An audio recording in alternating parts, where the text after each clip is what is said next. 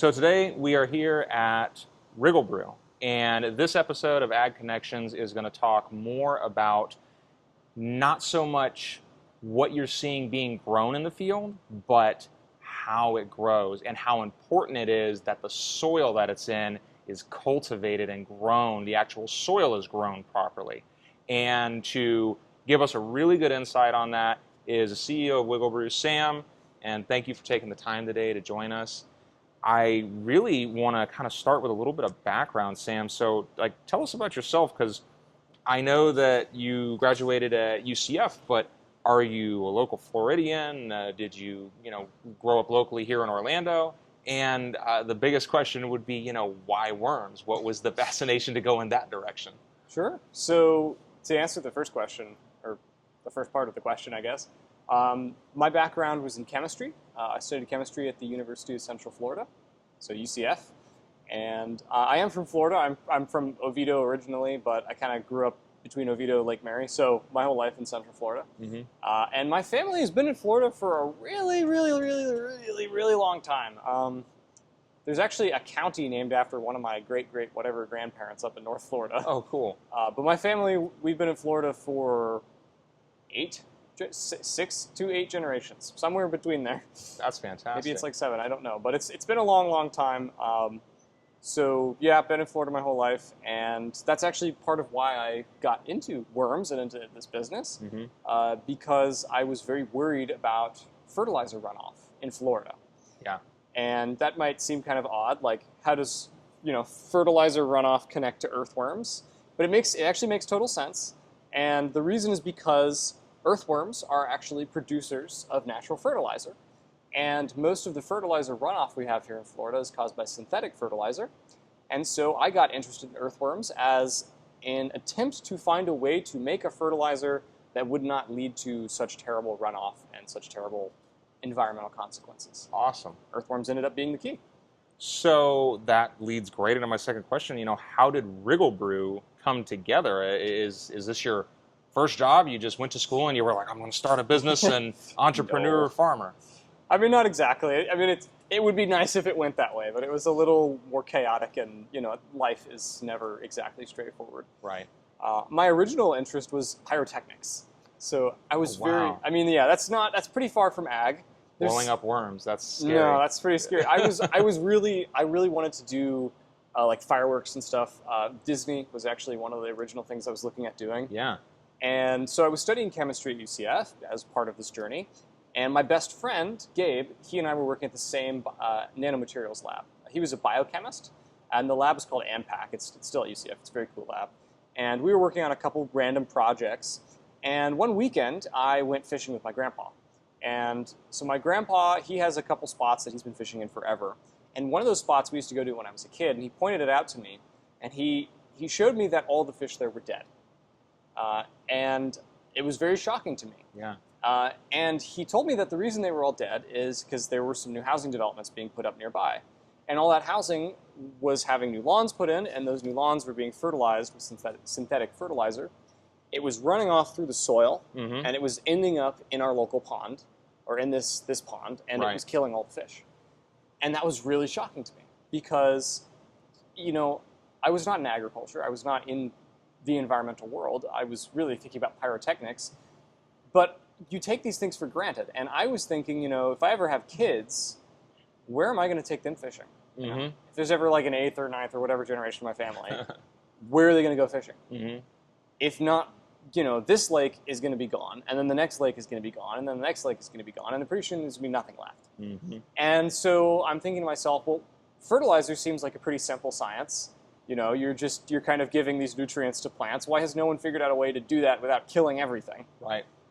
And, obviously it turned out to be a lot more complicated than that. But I went back to Gabe, we were working in the same lab, and I said, Gabe, do you have any ideas about what to do with fertilizer runoff? And he said, well, I've been reading about earthworms recently, and earthworms can turn garbage into fertilizer. So, maybe there's a way to use them to make safer fertilizer. And it turns out that the fertilizer they produce, the worm castings, is pound for pound the best manure out there and does not contribute to runoff. So again, it raises this sort of obvious question: why isn't this being used? Yeah, that's a very good point.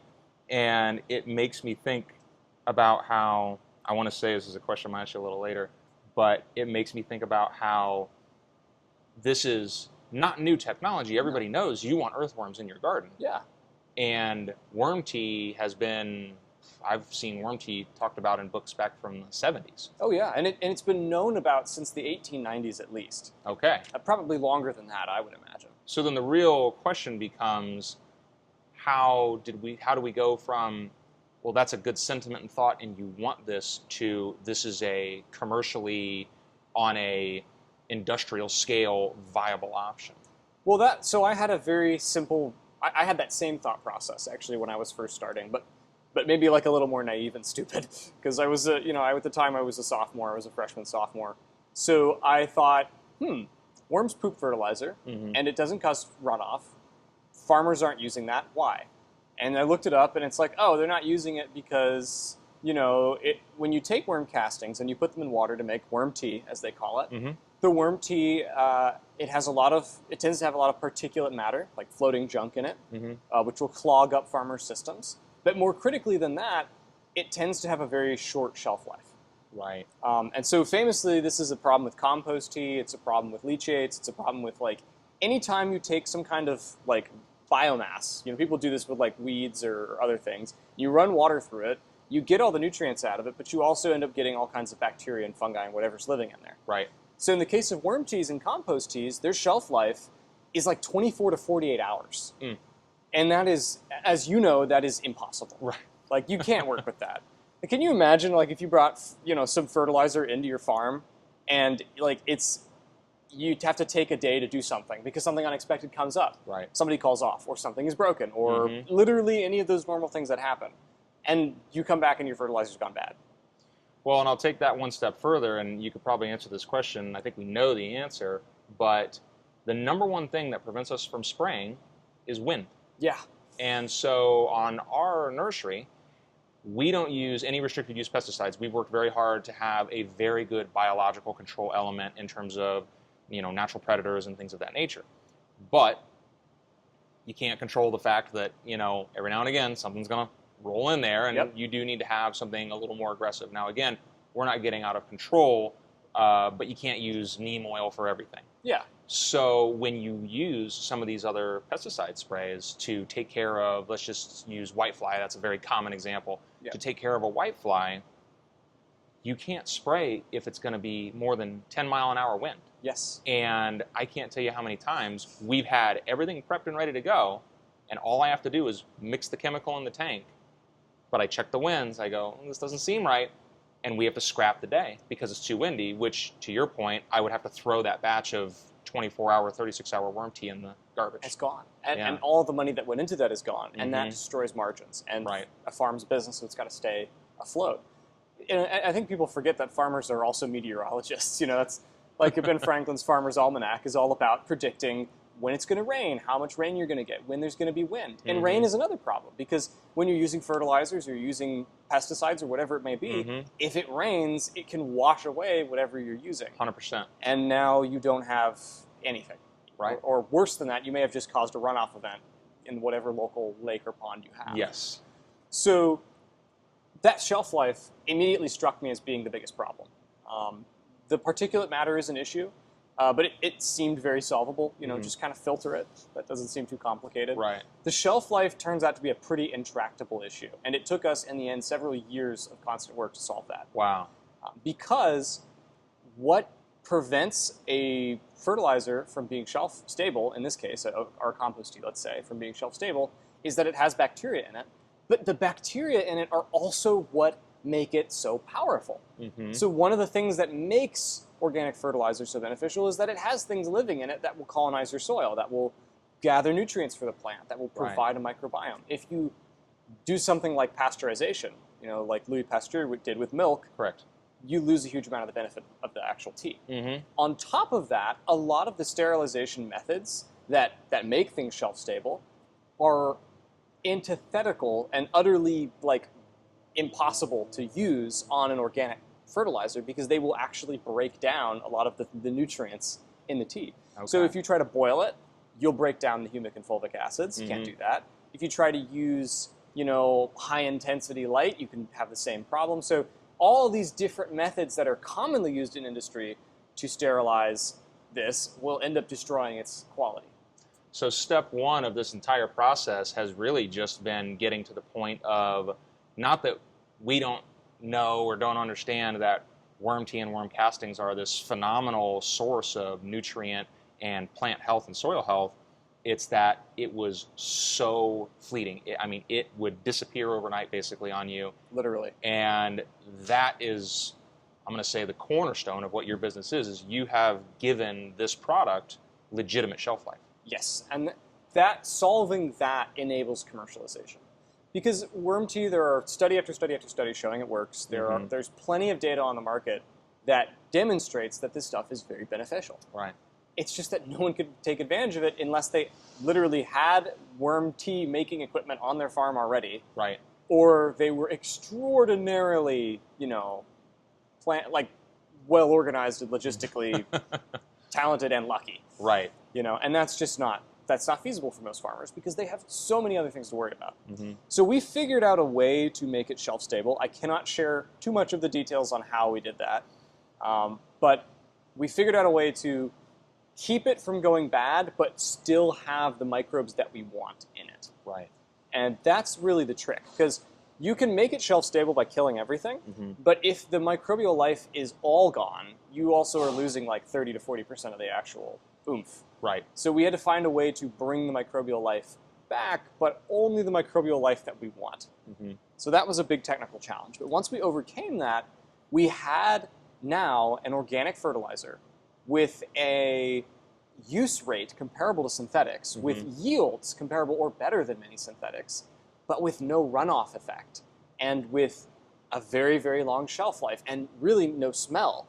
And so now you have something that can do what none of the other fertilizers can really do. And because we're using worm castings as the source, which are ultimately made from earthworms eating food waste, it is more affordable than a lot of fertilizers. And that is the other key piece. Because it's all fine and nice to have a really good organic fertilizer. Right. But if no one can buy it, nobody can use it, I'm guessing Mosaic isn't sponsoring you. No. No. So you've taken the shelf life issue out of it. You've taken the issue out that a lot of people have run into where they will get a worm tea, but the worm tea, when they look at to use your words, oomph, the actual, NPK or the, prowess, the power that it's going to bring to the plant, you would go look at those old worm teas that are on the shelf, and it was, 1%, 1%, 1%. You're going, well, I have to buy 20 gallons of this stuff to make a difference. Yeah. So you're talking 30% higher levels in terms of nutrient. And we discussed this a little bit when we were walking around your facility here, but the acids specifically. So the worms do something to where, we don't have runoff, which is huge. I had a conversation with a gentleman earlier, and we specifically talked about the fact that he wanted to put fertilizer down because his field is just sand. And I was like, well, if it's sand, there's nothing to pick the fertilizer up. Yes. You might as well just go dump it in the pond because it's going to run off. There has to be something there for a synthetic fertilizer to be picked up. Yes. Even if it's a slow release, it's slowly releasing into nothing. Yes. But with worm tea, you could put this out in a field where there was sand, and it would actually stay there until enough organic matter built up and be available to release those nutrients to those plants. So explain how that works, because it was with the acids, but I don't remember all the technical terms of it. Certainly, yeah. So it's kind of an interesting mechanism because why does runoff happen is the real question. Runoff happens because when we use a synthetic fertilizer, when we use a fertilizer that is made of something like urea or ammonia, those fertilizers are primarily composed of very, very, very tiny molecules of things like urea or anhydrous ammonia. And those molecules being so small contributes to their mobility in the soil. It's what allows them to run off. Running off is where the molecule of urea or ammonia or whatever it is literally can move through the soil strata with the water and pass between grains of sand and end up in a pond by or a gravity stream. down in a Right. pond and a stream. When we use something like humic or fulvic acid, which is the main nutritive molecule in a worm tea, the molecule of humic acid is way bigger in size. So the average urea, ammonia, anhydrous, whatever it is it ranges in size between like basically 4 atoms to like 7 atoms. Like it's a very, very small molecule. But when you look at humic acid, for example, the main compound in the worm tea, it's 185 atoms large on average. Wow. So 185 atoms in humic acid. That is massive compared to urea. And that size is kind of like the difference between a grain of sand passing through a sieve, let's imagine the sieve is our soil, and a tennis ball. Yeah. The tennis ball is not going to pass through a sieve because it's literally too large. It's having all these electrostatic interactions with all kinds of different stuff in the soil, and as a result, it's much stickier. It sticks around longer. It's much more slow in its movement. And so it's not going to flow through the grains of sand in the soil. Right. And so because it sticks around, it's much more likely to start to break down into other nutrients that plants and other things can actually use. And what we've seen growing things in sand that by using WriggleBrew is not only do we have plants actually starting to germinate in these sands, we have a lot of them actually starting to survive and thrive and build up small amounts of soil around their root system.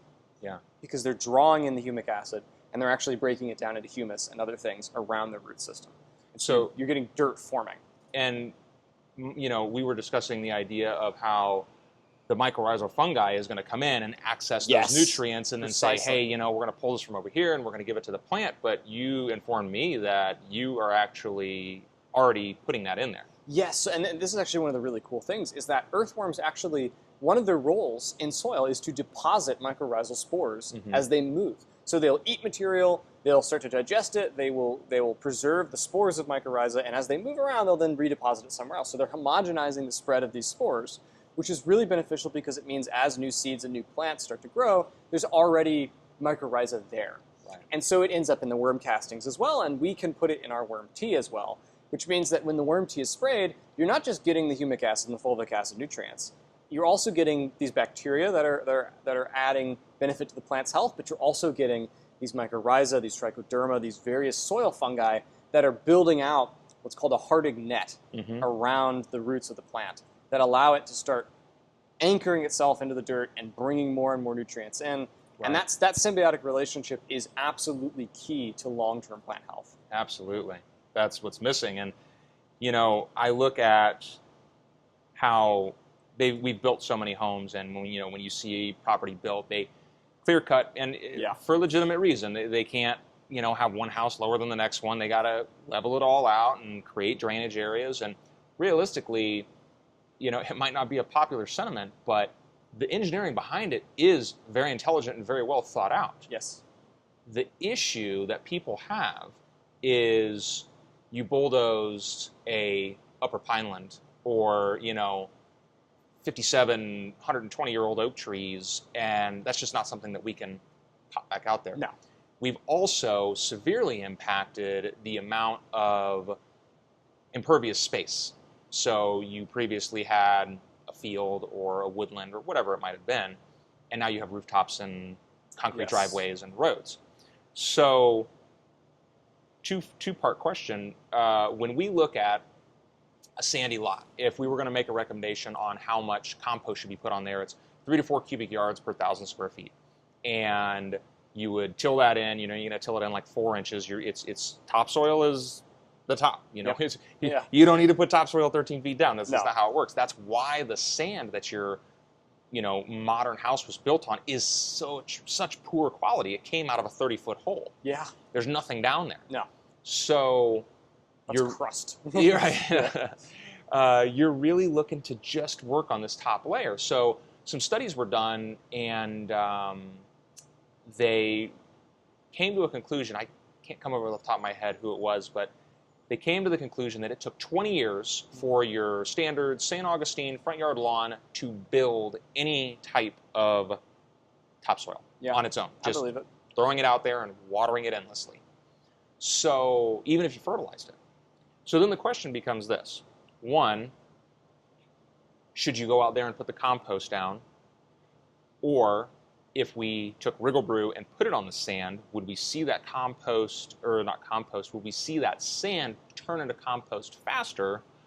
Or is it a mixture of the two where it's like, put the compost down, put the WriggleBrew down, and you're going to, I'm not going to say insta topsoil, but you're going to accelerate that process by years? I wish it was like instant topsoil. That'd be really cool. Right. I think it's definitely a mixture of both. So the one problem I think a lot when people put down compost they experience is nothing is there to break the compost down. So if you throw compost on top of sand, that's great. You have a bunch of dead matter on top of sand. Mm-hmm. But if there's no actual detritivores, if there's no actual bacteria, there's no actual fungi, the process of decomposition of that compost into humus is going to be extremely slow. It's the same thing with St. Augustine grass. So what's happening is the grass is growing because you're dumping nitrogen on it, and then its leaves are being cut and they're dying and they're falling, and then that's disintegrating very slowly into carbon material, into humus. The problem is that process is extraordinarily slow to build up any significant layer of topsoil, like you pointed out. Partly because, one, you have a very limited set of nutrients you're working with, and also because there's nothing eating that grass. It is being broken down by the thinnest margin of decomposers. And this is one of the greatest difficulties with housing developments, is that when you're setting up all these like roads and concrete sidewalks and driveways and everything, you're putting down barriers that prevent earthworms and other organisms from moving through the soil. And when you rip out all of the cover crop, well, it's not really cover crop, but we'll call it cover crop. When you rip out all the shade, there is no more protection for these organisms as they get solarized. They get baked by the UV and they die. And then, so now you throw compost down on top of this basically lunar regolith that you have in front of your house, and it just sits there, and it doesn't really break down into much.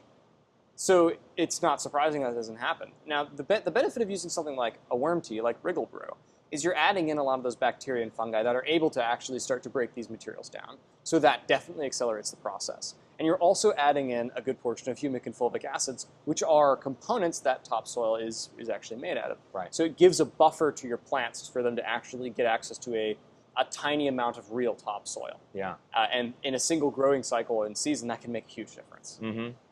But to have real topsoil, the 6 to 8 inch deep, like solid old growth humus, that is a resource we are losing in a lot of places.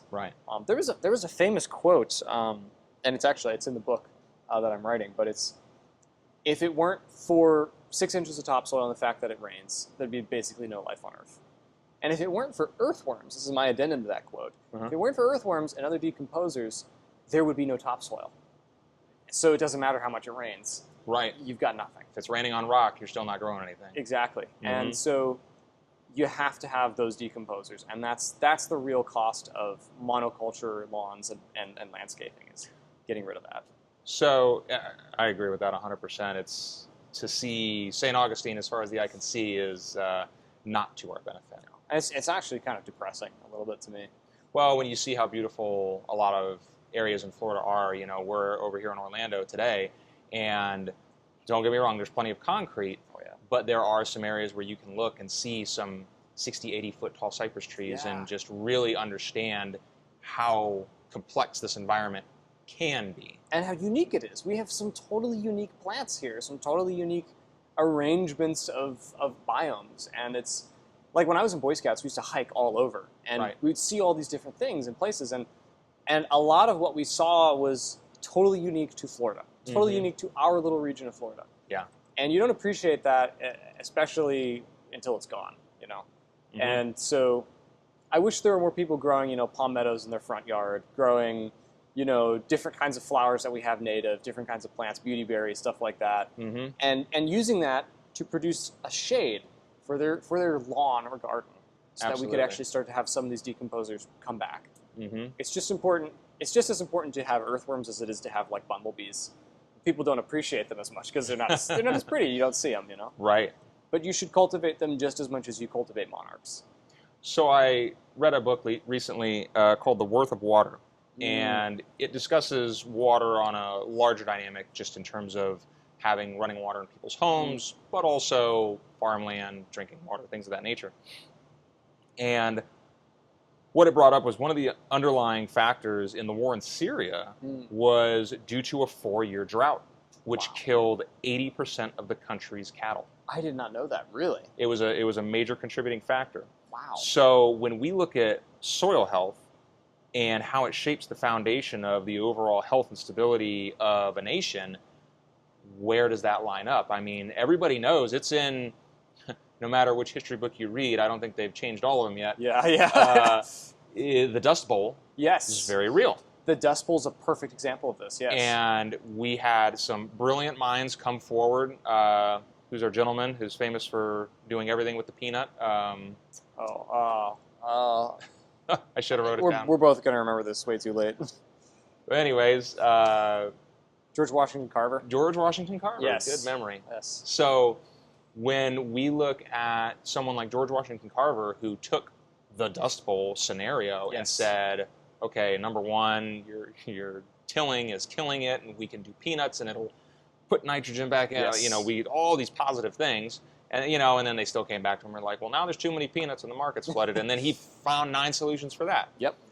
But that was a very real world scenario that everyone can associate with. So when we look at the idea of grasslands and cattle country and these things, and the idea of we're losing an inch of topsoil every year, 2 years, I believe. It depends on the region, but it's going fast. It's going fast. Yeah. How important is it that something like this, it seems simple, it's not sexy, it's worms. Worms, yeah. But that soil health is the foundation of this country's ability to feed itself. I personally am a firm believer in the fact that this country's food stability is our number one national security. I agree completely. You can have all the walls and all the planes and all the soldiers, but if you can't feed them, that's it. You look at history, right? Mm-hmm. And actually there's a lot to cover on this topic. But if you look at history, when people besiege a castle, what do they destroy? You're destroying the food supply of that castle over time. Starve them out. You're starving them out. That is the defeat of the medieval castle. It's the defeat of Bronze Age civilizations. Mm-hmm. It's how Germany lost in World War I. It's arguably how they lost in World War II to some degree. Yeah. It's how Japan was defeated in World War II. The most effective tool we had against fighting the Japanese, aside from the atomic bomb, was our submarine fleet, which cut off their ability to resupply their food. They did not have enough food in Japan. Mm-hmm. Churchill, what he worried about most in World War II was the submarine menace of the Germans, because Britain was a month away from starvation when we basically bailed them out and prevented that from happening, because we had a food surplus we could ship across the ocean. Right. Because America has farmland. But if you don't preserve that farmland, you don't have food. Right. And I agree, it's a huge national security issue, because you look at our fertilizer, where does it come from? It's an oil product. It's a petroleum product. Nitrogen fertilizers are made through the Haber-Bosch process. They come from natural gas. They're shipped in across the ocean on massive container ships. Well, and just that right there, how much of our fertilizer, our synthetic fertilizers, are made in-house? A lot of it is, but a decreasing portion of it. To complete the whole process, I don't know that you could make a whole lot of our synthetic fertilizers without those supplements from outside. Yeah, so, actually, that's a very good point, because it's a lot like the oil industry. So, like, America makes a lot of gas and oil. We refine a lot of it. Right. But all of our crude, or a huge amount of our crude, comes from Canada. And as we're learning now, that crude has to come across the border for us to actually process it into fuel. Right. So that becomes a big problem if relations with other countries go south, as they always can. For example, when the war in Ukraine started, the price of some fertilizers went up 400% briefly. I remember. It spiked. Yeah, you remember this. And it was horrible for farmers. It was awful. And that kind of instability and volatility can destroy entire industries. Right. And in Egypt, they came very close to starvation, because the fertilizer prices going up meant that farmers couldn't grow grain, which meant bread couldn't be produced. So the little bread that was produced was being shipped to European markets where they could pay a premium. The actual people of Egypt, who were going to pay a lot less for that bread, sorry, we don't have that much for you. Yeah. And in other countries like Malawi, it led to literal starvation, to actual death and famine. And that is because those countries do not have any capacity to produce their fertilizer at home. And we risk running the same gauntlet, and we risk running the same, end. Like, that could happen to us. Particularly based off of a farming model that requires outside inputs. Yes, constant. You're talking about hundreds of pounds of fertilizer an acre Mm-hmm. for every single year. And when you use synthetic nitrogen fertilizer, what ends up happening is not only is it running off, but it's also killing soil microbiology. Right. Nitrogen and hydrous nitrogens, they are utterly toxic to various kinds of soil-fixing bacteria, to mycorrhiza, to fungi of various kinds. And when you kill those things off, what you have is soil that is more and more dead every year. And so it's not as beneficial to your crops, so you end up using more fertilizer. So you're buying more pounds of nitrogen per acre every year. Mm-hmm. That is a death spiral. Right. And in old Europe, we used to solve this issue by, we would circulate our crops. We had this, Crop rotation. Crop rotation, exactly. What's hilarious to me is I read through Genesis last year, and in Genesis, so golly, this is Genesis, so no, more than 2,000 years ago. 4,000 years ago, yes. 4 or 5, 8,000 years ago. They specifically refer to rotating your croplands every 7 years. And it is written down the schedule that you were supposed to follow. So it's like, they knew then. Yeah, they did. And it was very clear. Charlemagne, king of the Franks, very famous person, one of the first Holy Roman Emperors, or the first Holy Roman Emperor, he made it law that crops had to be rotated because it kept leading to cyclical starvation in his kingdom.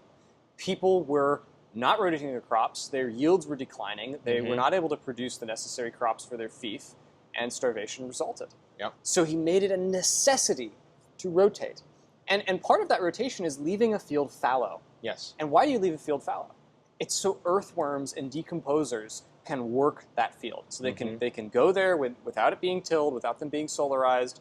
They can come in, big bushes and crops and other things, or plants can grow up that are not crops and can drop leaf litter, and they can circulate that in. And 20 years later, you have a solid layer of humic topsoil again. With a well-balanced nutrient load. Yes. Because your monoculture hasn't depleted all of this one item. This other item is able to grow, which sequestered this, but used that. That's the whole basis of the rotation. Zinc is a perfect example of this, right? Everybody needs zinc to live. Zinc is super necessary for your immune system. It's necessary for plants to grow as well. Zinc has its own cycle. Everyone always talks about the nitrogen cycle. Well, there is a nitrogen cycle. There's a phosphorus cycle. There's a calcium cycle. There's a selenium cycle. There is also a zinc cycle. Those cycles do not take the same amount of time.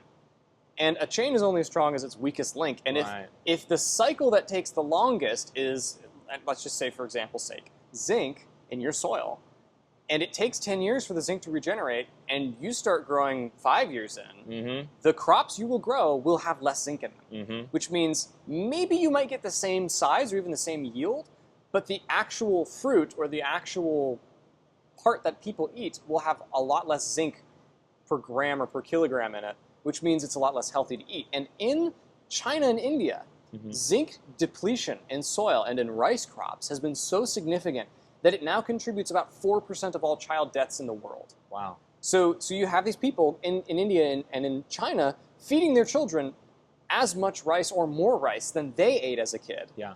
And their children are getting sick and are dying. And it's because the same quantity of rice no longer has the same amount of zinc in it. There was a recent discussion because of the issue we're having with orange groves, and they discussed the fact that even if you had healthy oranges today, the oranges that our parents ate had a lot more nutrients in them. 6 times more, actually. There you go. I remember reading about this. Yeah. 6 times more nutrients in a given orange. Can you imagine eating 6 times the amount of oranges that they ate? Do you remember, I don't know if you remember this, but when everybody had an orange tree in their backyard, you had this little plastic tube and you punched it into the orange and you could just squeeze it and drink the orange? Yeah. And they would talk about all the time, have an orange for breakfast. Yeah. And it was enough. It was enough to fuel your body. Your breakfast was literally an orange. Not going to That's happen all these you days. needed. No. But you're getting so little. You're getting so much fiber with nothing else attached to it. And so to reel this back into the original conversation on our farmlands, if our farmlands are being depleted of their nutrients, we need these types of options, WriggleBrew types of options, to affix nitrogen to those soils. And, you know, rotational grazing, crop rotation, all those types of things, regenerative agriculture is looking at a multitude of ways to do this. But in doing so, how do we boost it? You know, we've built an economy, we've built a culture around being able to put fertilizer on something. If we don't expect to wait 20 years before we have really good fruit again, what's the fertilizer we're going to use? Yeah, exactly. And so for us, one of the things that I love about this is that it's not causing runoff, but it is also regenerating the soil. So, and this is a big missing piece, I think, in a lot of the agricultural methods you're talking about. Like, it's really nice to have cover crops. It's really nice to talk regenerative. Mm-hmm. But if you are not actually changing the chemical input that is going into your soil, you are not going to affect real change on the soil microbiome. You're going to reset it every season. You're gonna, I'm gonna let this, cover crop go in. I'm gonna not use any fertilizer for a couple months. But you come back around a couple months later, you dump nitrogen, phosphorus on it. You just killed everything again, and you're back at ground zero. Right. And so, one of the great things about WriggleBrew is that it is providing microbial life, but it is also allowing for yields during the major crop growing season, during like R1, R2, R3 phase of soy. You can use this instead of some nitrogen compound, or at least you can cut your nitrogen use significantly and use some of this. And then when you rotate that crop, when you let that field go fallow, it's actually building. Yes. And then when you come back next year, you will have probably a higher yield, but also a higher value product. The actual nutrients in it will be higher. Exactly. And so that is kind of the hope and the dream of WriggleBrew, is that, yes, you are not only providing a nutritive treat to your plants, but also to your soil. And actually, to your point you're making about cattle earlier, right? Cattle are sustained by good quality grass. Absolutely. And good quality grass is sustained by good soil. In order to sustain, let's say, one head of cattle on every acre, right? Which is like almost let's like a 500 pounds of cow or whatever. Right. That 500 pounds of cow needs an equivalent 500 pounds of earthworms below the soil to produce the nutrients necessary to feed that cow. So you need an equivalent biomass above and below, which means the farmer, the herd, the guy herding these cattle, he has two herds. Yeah. There's a second herd down there he never sees, he never thinks about, and he's not concerned with the welfare of. But if he isn't, then that herd will die off, and the consequence of that will be his cows will not have good grass to eat, and then you end up with a serious situation. Right. So realistically, our traditional food farmers hold the key to our society's successes or failures. It makes perfect sense. Actually, if you look at the historical record, revolutions have occurred again and again in countries when two different things happen. One, when you have a large population of young men, especially young men who are not employed or not given something to do, and then you have famine. Like, you look at the French Revolution, that's what started it. You had a whole bunch of young men, disaffected young men, and famine. Right. There was a series of droughts and a series of crop failures. I mean, Marie Antoinette famously didn't say, let them eat cake, but that was to illustrate that people were starving in the streets, and the nobility in France was eating, cake and all these, fancy foods and white bread and everything. And Les Miserables, the famous play, talks about that guy going to prison because he stole a loaf of bread. Right. Because his family was starving to death. We think starvation, we think food insecurity is a thing of the past. It is not. Our entire nutritive economy is built on a limited supply of phosphorus, which we are mining into oblivion, and a limited supply of petroleum-based nitrogen, which will not last forever and may be cut off from us by an enemy nation or by a country that decides it's not our friend anymore. The country as a whole has reserves, but it does present very looming and stark realities in terms of how things can drastically change in a very short period of time. Yeah, I mean, it won't be tomorrow. It may not be next week. It may not be the next 10 years from now. But the Dust Bowl was only 60, 70, 80 years ago. That's not very long in the scale of history. No. And this country is still, by imperial historical standards, quite young. Very young, yep.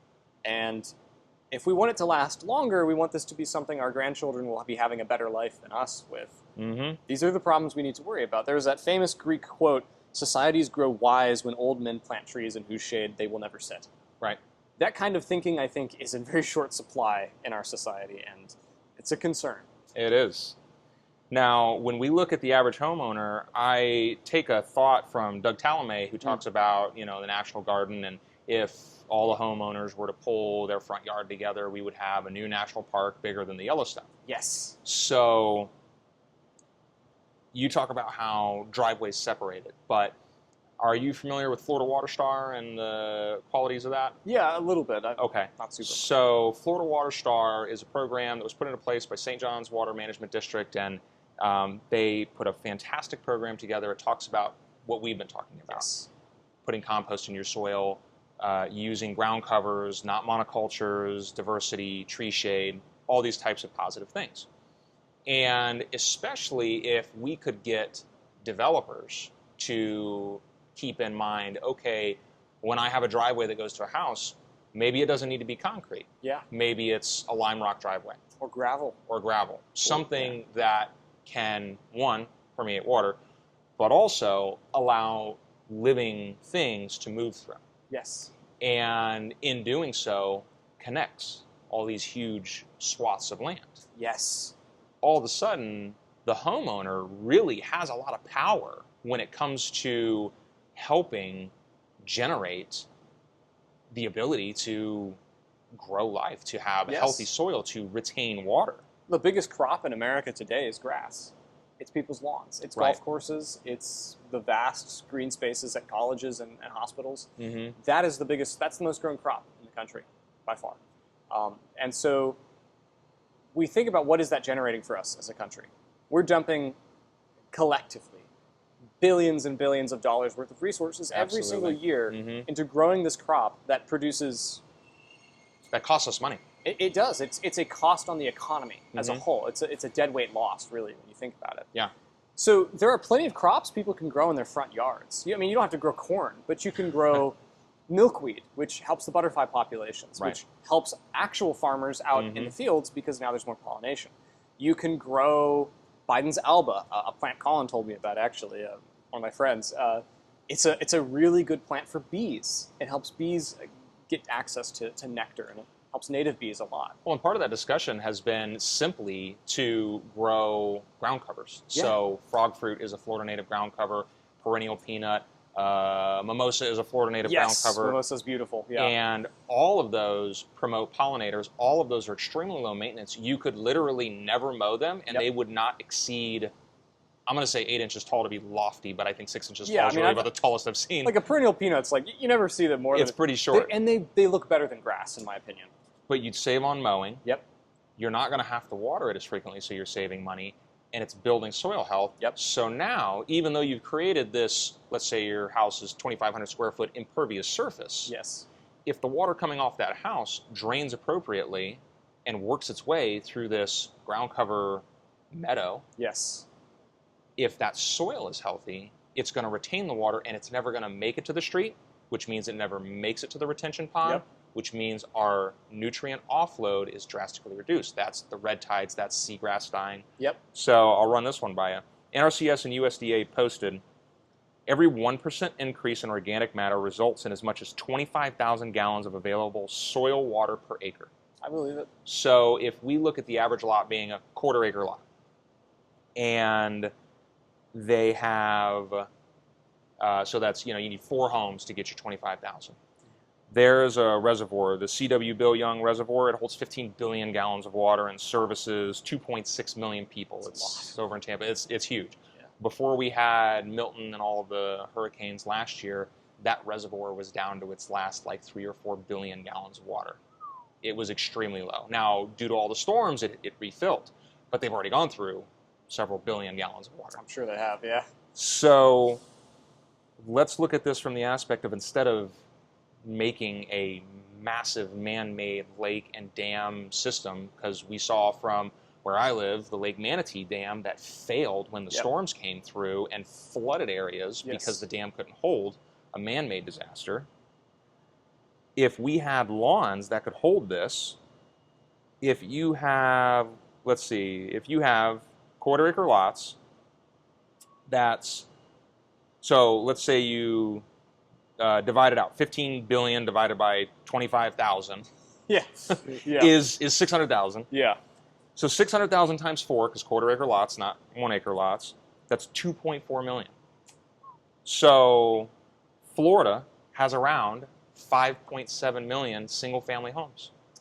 If a little more than half of Floridians with single-family homes were to engage in Florida-friendly landscape practices, using ground covers, reducing their water, working in compost, engaging with a product like WriggleBrew that's going to put the biology, the legitimate biology that makes soil work, a 1% increase in their soil biology, we create another, just the state of Florida creates another 15 billion gallon reservoir, Yes. but it's in our soils. Yes. So and now, it's in our aquifer as well. Yes. Exactly. It's going straight back to where we need it. It's going into our aquifer, because salt intrusion is something that's happening along a lot of these coastal communities. Yes.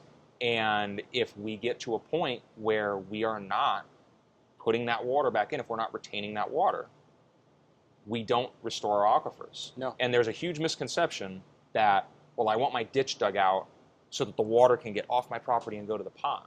And that's the complete opposite direction of where we need to be going, Yeah. because you just took, to your point, all of that fertilizer, synthetic fertilizer Yes. you put out there, just rushed off, went into the pond, creates a huge cyanobacteria bloom, Yep. and then when the next big rain comes, that big metal box, which is the overflow outlet, takes all that water and it goes straight to the river, it goes straight to the lake, it goes straight to the bay. Or even to a spring. It could go into a spring, 100%. And that's energy wasted, it's calories wasted, it's time wasted, and it's also destruction for everything downstream. It's a massive level of destruction. And it's a waste because to get our lawns to grow nice and beautiful, we don't need that many calories actually brought in. You know, we're bringing in all these calories in the form of nitrogen, phosphorus. Well, they're self-sustaining, realistically. Yeah, we've had beautiful plants growing on this peninsula for who knows how long. They have mechanisms to do this. We don't need to bring in some artificial setup.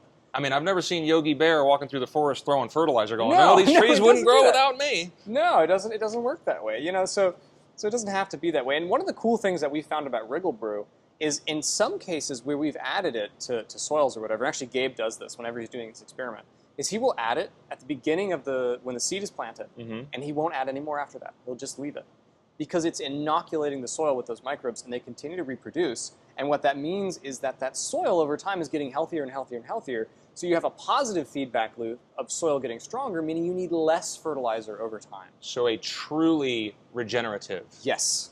And that is achieved by using something which is based on what the soil is supposed to have in it. It's based on the decomposer organisms you're supposed to find there. It's based on the bacteria and fungi you're supposed to find there.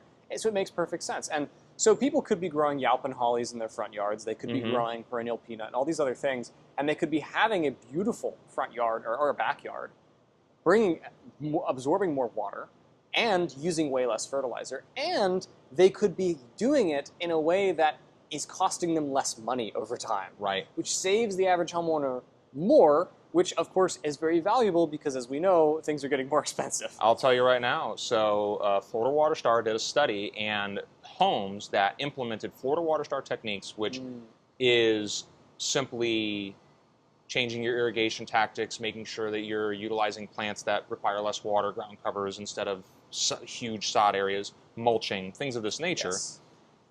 The average homeowner was saving over $450 per year. Now expand this to farms. So now think about the way farms are using water, the way farms are using their resources. So, I mean, for example, let's say you're growing watermelon or whatever, and you have several acres of ground. If you are not getting enough water out to all the different parts of your farm, then you need to use more water, which means you're spending money on it, but you're also spending money on the infrastructure to support more pipes and irrigative tools or booms or whatever it is, Or maybe even you're going out there with a tractor or a vehicle, and now you're spending fuel to drive yourself out somewhere to put water down, put more fertilizer down, put more. So there's all these knock-on costs beyond just one resource. Having to use fertilizer also means having to use the vehicle or the infrastructure or the pumps or whatever to support the use of that fertilizer. Right. The diesel fuel or the coolant or the the hours on the actual tractor. When you're using something like WriggleBrew to grow your watermelons or to grow your corn or to grow your soy, it is less fertilizer you need to use, which is less strain on all your infrastructure. So there are savings beyond just the cost per gallon. Absolutely. It compounds. It Exactly. it adds up on.